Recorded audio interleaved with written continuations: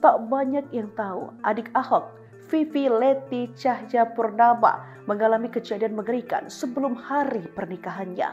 Bahkan pernikahan adik Ahok itu nyaris batal lantaran insiden apes tersebut.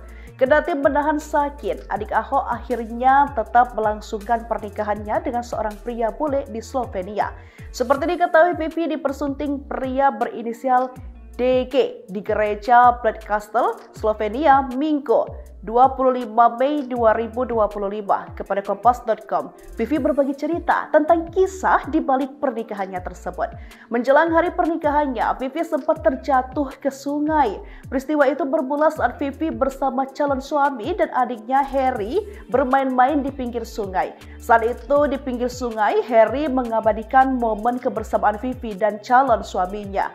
Usai berfoto, ia tengah berjalan di atas batu malah tercebur ke sungai. Insiden Vivi terjatuh yang membuat kakinya terkilir itu terjadi pada 21 Mei 2025.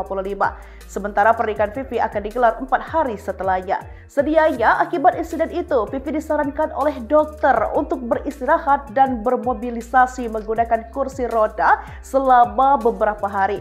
Namun pada hari bahagianya, Vivi tetap berjalan menuju altar karena tak mau merusak momen sakral pernikahannya.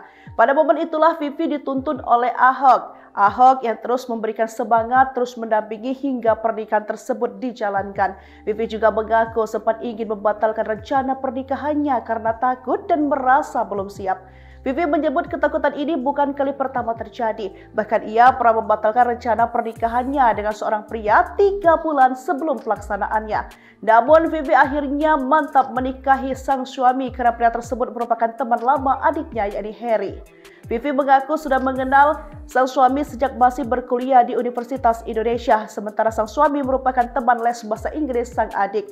Adik Vivi pula lah yang mengenalkan sang kakak dengan suaminya sekarang.